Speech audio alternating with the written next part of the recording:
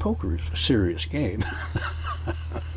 You don't consider that an activity of No, that's business.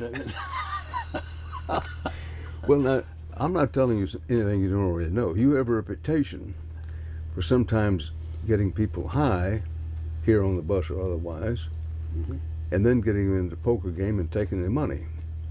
I'm giving you a chance to deny that. I could confirm it. We have a game over in Hawaii, over in Maui, and we have a little club back there called Django's, and we play poker in there all the time.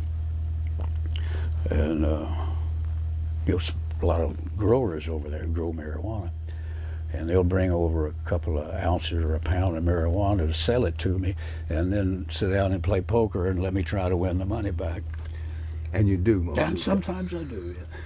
Well, there's this story about Woody Harrelson, good guy you know well. The story goes that you got to smoking pretty expensive stuff with Woody.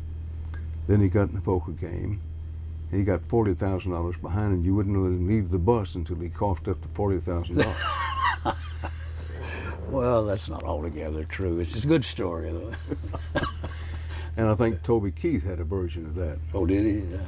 Have you ever heard Toby Keith's record of I'll Never Smoke Weed with Willie Again? Well, that's what brought it to mind. Oh, exactly. You'd never smoke weed with Willie again. And the supposition was because Willie got him to smoke dope and then took his money in the poker table.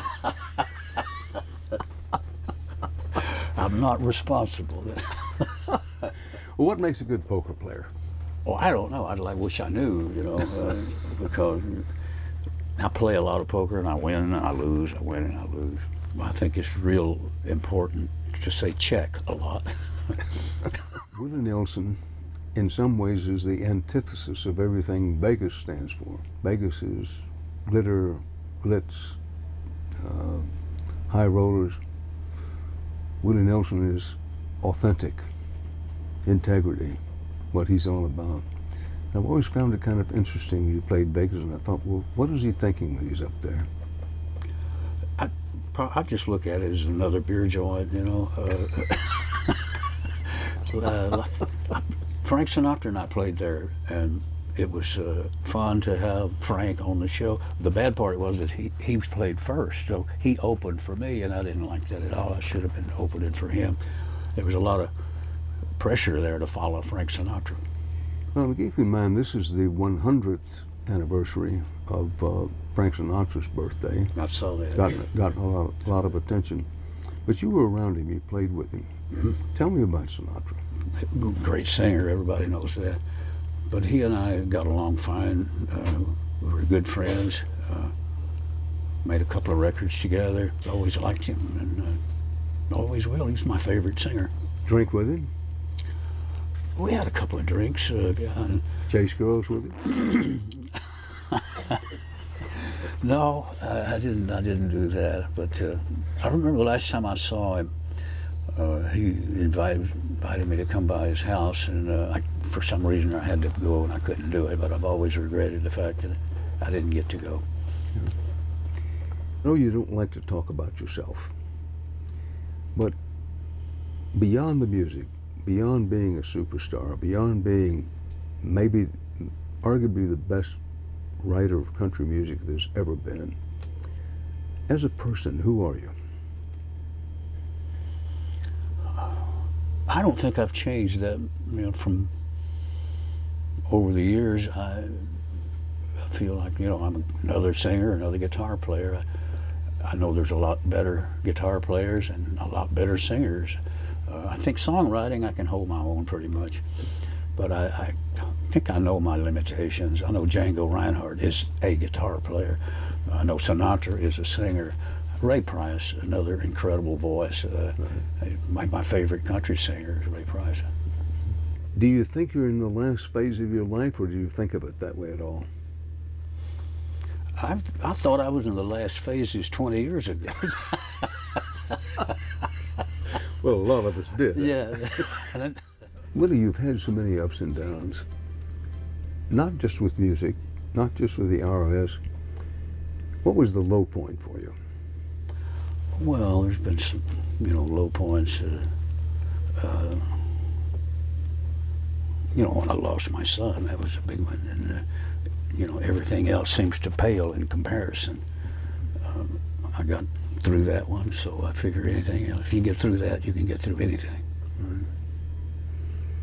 That's what you learned from that. Yeah. Now, when you got in trouble with the old Internal Revenue Service, I got to tell you, I thought you'd make it back, but I thought it'd take longer than it did. What did you learn from that experience? I mean, you're in a big hole, a huge hole. Well, I would first of all be careful about who you let run your business. There was like a 17-year period there where my advisors, you know, said, do this, do that, buy these, buy those. You won't have to pay taxes, blah, blah, blah. And that was all disallowed by the IRS. And penalties and interest accrued for every day, you know, up to $32 million that I owed them. And my bass player, B. Spears, someone asked him if they thought I was worried. And he said, well, if he owed them $1 million, he might be in trouble. But if he owes them $32 million, they're in trouble. Well, and that's true in a way. In other words, they have an interest in you keeping going if you owe them $32 million. Yeah. And as it turned out, we worked out a deal and moved on. Well, having asked you what the worst things happened to you, and you said the loss of your son doesn't get any worse than that, what are the best things that happened to you?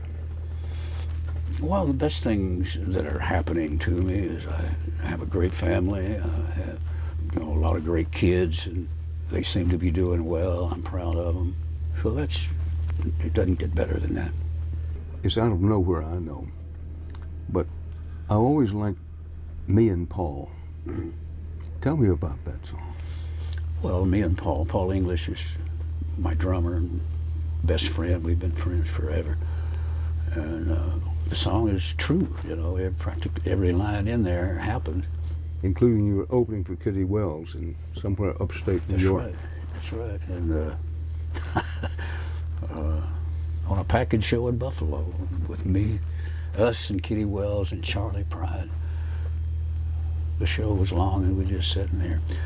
Anyway, we had some fun back there with Kitty Wells and Paul and I'm not exactly sure. We were both drunk, so it's hard to remember what all we did, but it wasn't it wasn't anything we're proud of. Right. This may strike as coming out of left field, but I wrote myself a note here to ask about posture. You have terrific posture. Really? Absolutely. You must know that. Almost everybody that interviews you, including me, remarks on what good posture you have. Why do you think that is? I don't know. You know, a lot of us, as we begin to age, tend to walk a little stooped over, but you don't. Well, I believe in if you don't use it, you lose it, you know, so I try to do something every day